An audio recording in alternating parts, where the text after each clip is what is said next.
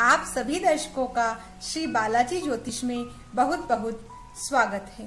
मैं डॉक्टर प्रियंका अमेटा आज ज्योतिष में सूर्य भाग 9 लेकर उपस्थित हुई हूँ। इससे पूर्व के वीडियो ज्योतिष में सूर्य भाग 8 में हमने सूर्य देव के भाव नवम और दशम में होने वाले फलों के विषय में जाना था। आज के इस वीडियो में उसी क्रम में आगे हम सूर्य देव के भाव एकादश और द्वादश में कौन कौन से फलों को देने वाले होते हैं इस विषय में जानेंगे। तो आइए जानते हैं। भाव में स्थित सूर्य देव जातक को बहुत धनवान और अचानक से लाभ की प्राप्ति और सहज रूप से सफलता को दिलाने वाले एक प्रकार की नेटवर्क इंटेलिजेंसी से युक्त, जातक के उच्च पदाधिकारियों से मधुर संबंध, जातक को विचारशील, पिता से जातक को बहुत सहयोग रहता है और जातक अच्छे मित्रों से युक्त होता है।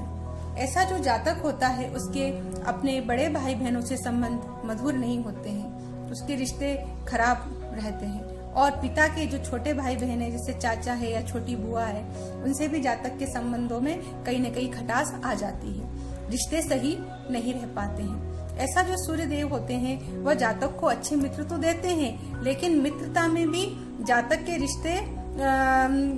रिश्तों में तनाव होता है। उस तनाव का कारण यह होता है कि जो सूर्य देव होते हैं उनकी टेंडेंसी होती है सेंटर में बने रहना, अपने इर्द गिर्द लोगों को घुमाना और धौंस जमाना। तो इस कारण उनके जो रिश्ते होते हैं उनमें भी कहीं न कहीं तनाव आ जाता है। और ऐसा जो जातक होता है वो सेंटर ऑफ कम्युनिटी होता है, और क्योंकि सूर्यदेव पंचम भाव को देखते हैं तो बुद्धिमान होता है।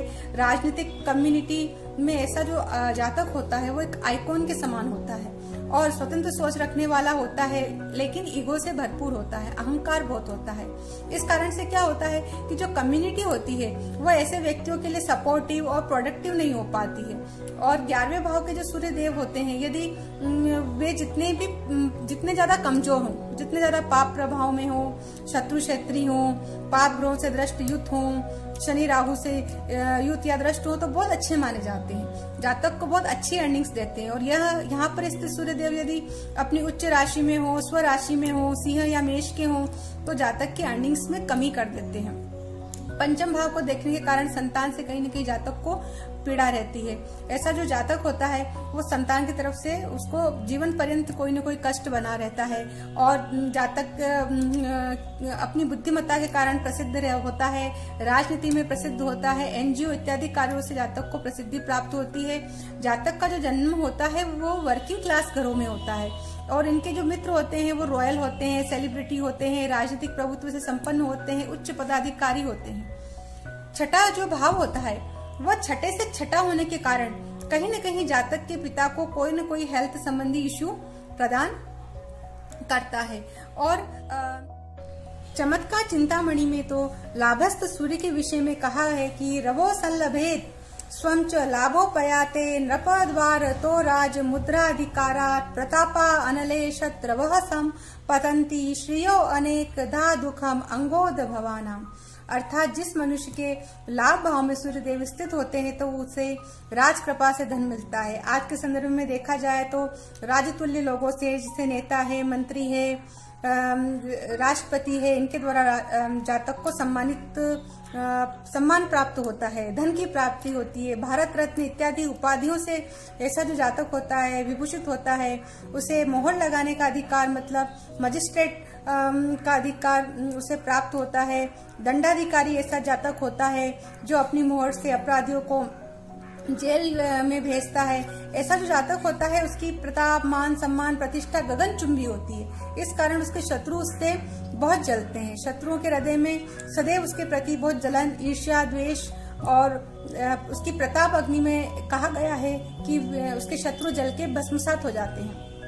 आचार्य वराह मिहिर ने तो लाभे प्रबुद्ध धनवान कहकर यहाँ पर सूर्यदेव को संबोधित किया है कि लाभस्थ सूर्य जातक को बहुत धन संपन्न बना देते हैं। मंत्रेश्वर जी ने तो उन्हें धनी होने के साथ साथ दीर्घायु वाला भी बताया है। इस प्रकार लाभस्थ सूर्य के यह सारे फल ज्योतिष शास्त्र में बताए गए हैं।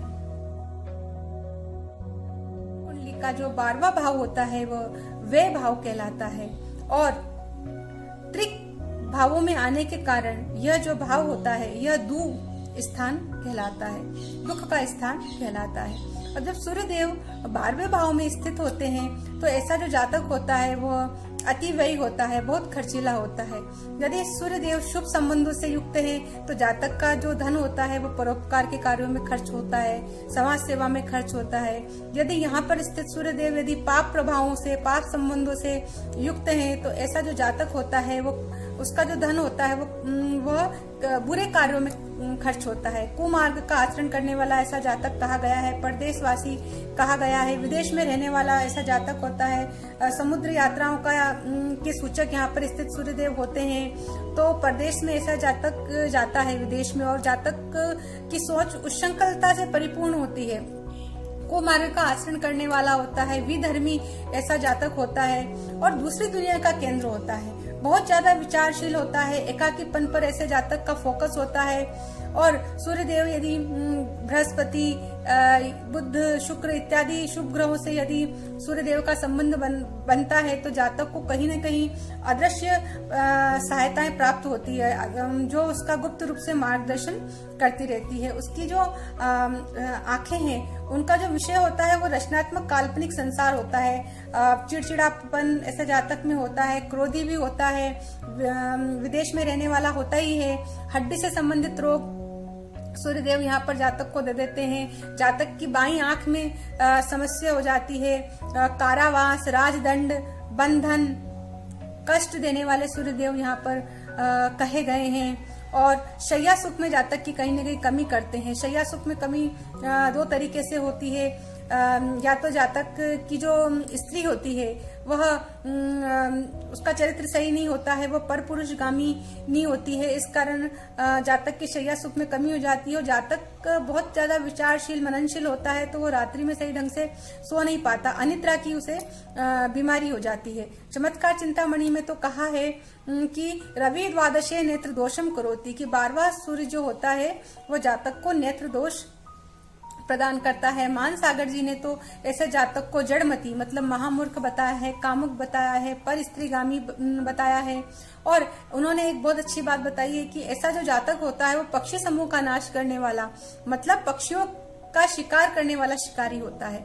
मंत्रेश्वर जी ने तो यहाँ पर पिता के साथ शत्रु जैसा व्यवहार करने वाला बताया है। और आंखें मंद दृष्टि के रोगों से युक्त होती है और ऐसा जातक धनहीन और पुत्रहीन होता है। इस प्रकार ज्योतिष शास्त्र में द्वादश भाव में स्थित सूर्य देव के यह सारे फल बताए गए हैं। यदि आप सभी दर्शकों को मेरा यह वीडियो पसंद आया हो तो प्लीज इसे लाइक करें, शेयर करें, मेरे चैनल को सब्सक्राइब करें और अपनी प्रतिक्रियाएं कमेंट बॉक्स के माध्यम से मुझे अवश्य प्रेषित करें।